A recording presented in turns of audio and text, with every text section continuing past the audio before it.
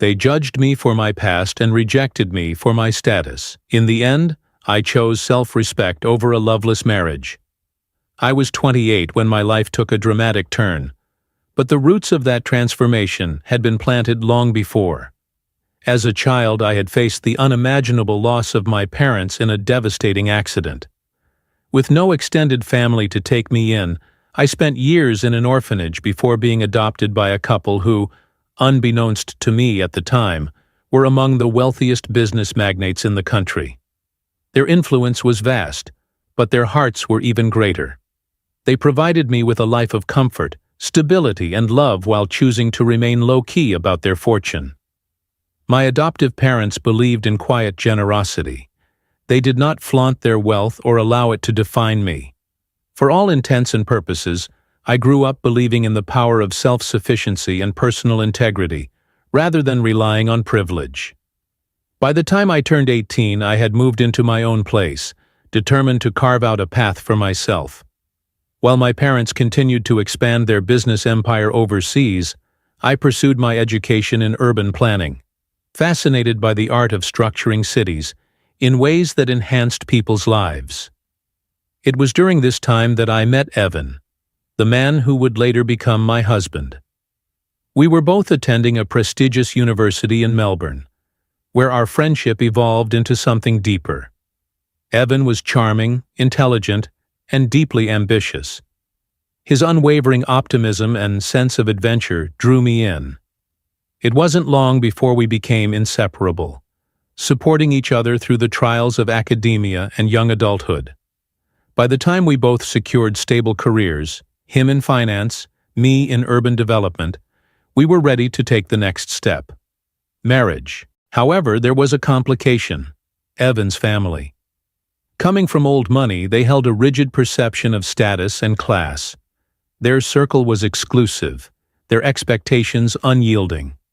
Throughout our relationship, Evan had been hesitant about introducing me to them. He warned me that they had high expectations regarding who their children associated with. It wasn't just about wealth, it was about legacy, tradition, and a carefully curated social standing. After 4 years of dating and a recent engagement, Evan finally decided it was time for me to meet his parents. Though I had no illusions about impressing them instantly, I remained hopeful that they would at least give me a fair chance. The evening of our meeting was set at an elite dining establishment, where the scent of exclusivity lingered in the air. Despite my best efforts, we arrived 2 minutes late, a detail that, as Evan had predicted, did not go unnoticed. His parents, Victor and Eleanor, barely concealed their displeasure. Their initial assessment of me was not based on my character, intellect, or my love for their son. Instead, their scrutiny fixated on my background. Where was I from? What did my family do? How did I manage to attend such an esteemed institution? When I explained that I had earned a full scholarship through merit, Eleanor scoffed, making a remark about how at least I had some intelligence to compensate for my plain features. Evan did not tolerate their disdain. Outraged, he insisted we leave immediately, refusing to subject me to further disrespect. Though I appreciated his support, I was left shaken by the encounter. Their contempt had nothing to do with who I was as a person, and everything to do with the status I supposedly lacked. The following weeks were tense. Evan distanced himself from his parents, refusing to acknowledge their attempts to control his decisions. When he informed them of our engagement, their fury was palpable. They accused him of tarnishing the family name, of making a reckless choice that would reflect poorly on them. However, despite their resistance, Evan remained steadfast. We chose to elope, celebrating our union in a small, intimate ceremony. My parents, ever supportive, sent their love from abroad, along with a wedding gift, an expensive painting, a subtle yet undeniable nod to their affluence. Evan raised an eyebrow at the extravagant gesture, but I assured him that my parents had always been generous. In contrast, his family responded with cold fury. The passive aggression extended beyond direct confrontations. It seeped into social gatherings where I was deliberately ignored, where my presence was treated as an inconvenient oversight rather than that of their son's wife. One particularly humiliating event was a grand anniversary celebration hosted by his parents. When we arrived, the guests, handpicked from Melbourne's elite, followed Victor and Eleanor's lead, dismissing my attempts at conversation, treating me as if I were invisible. Then came the final blow, a toast in which Eleanor made an indirect remark about only the most important people being present. Laughter rippled through the room, a clear and deliberate exclusion of me from their ranks. I had endured enough. With a quiet dignity I left, holding back tears until I was safely out of sight. Evan, however, was furious. Not at his family, but at me. He saw my departure as an embarrassment, an overreaction to what he deemed one night of hostility. His words cut deeper than I could have imagined. For the first time, I questioned everything. If Evan, the one person who had always defended me, could turn a blind eye to such cruelty, where did that leave us? The following weeks were suffocating. Evan's silence was more punishing than words. His parents, emboldened by my absence from their lives, continued their crusade against me. I attempted to mend the fractures, even swallowing my pride to offer an apology, one that was neither warranted nor reciprocated. But it became clear that nothing would ever be enough for them. When Evan started attending weekly family dinners without me, I realized I was slowly being erased from his life. Then came the moment that broke me.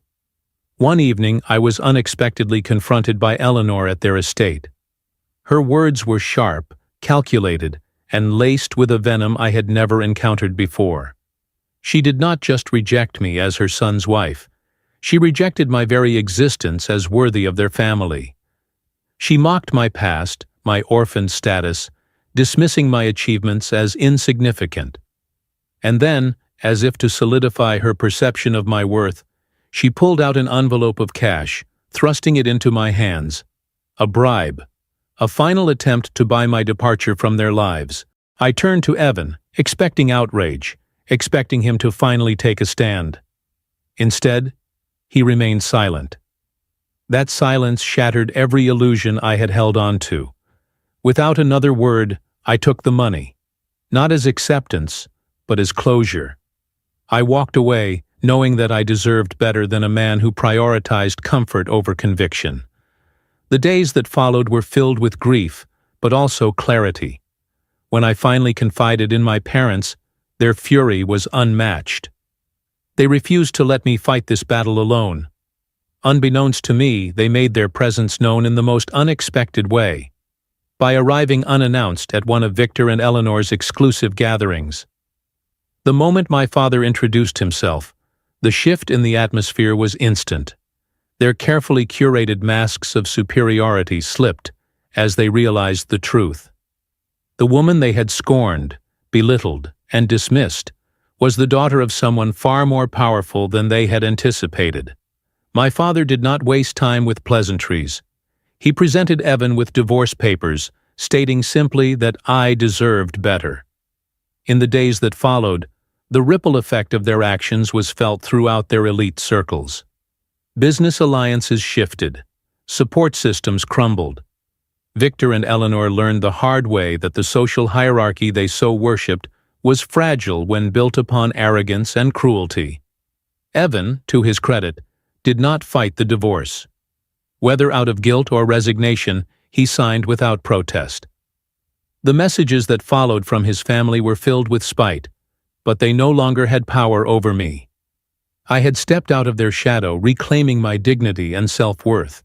As the dust settled, I embarked on a journey of self-discovery. My parents took me on a long vacation, a much-needed retreat to heal and rediscover joy. In the end, I realized that true wealth was not measured in money or status, but in the love and respect one surrounded themselves with. Looking back, I am grateful, not for the pain, but for the clarity it brought me. And if there is one thing I have learned, it is this. Settling for less than you deserve is a choice, but so is demanding more. Speaking of choices, if you've made it this far, Perhaps it's time you made another one. Hit that subscribe button. Who knows? The next story might just be the one you need to hear.